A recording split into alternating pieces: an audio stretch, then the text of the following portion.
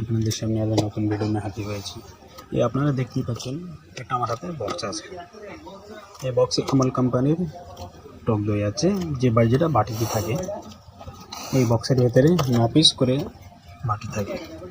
আপনারা দেখতেই পাচ্ছেন 9 পিস করে বাটি থাকে। দই গুলো 1 সপ্তাহ করে আপনি বাড়িতে এনেও রাখতে পারবেন, সুন্দর ভালো। অন্য কোম্পানির দই থেকে দইটা ভালো। এই যে আপনারা দেখতেই পাচ্ছেন 9 পিস। দ্বিতীয় হলো এই যে আমাদের দুধ, যে 500 গ্রামের দুধ, এটাও আপনারা দেখতে পাচ্ছেন। আরেকটা হচ্ছে আদিয়া কোম্পানির, এটা আদিয়া কোম্পানির দুধ, এটাও আপনারা দেখতে পাচ্ছেন।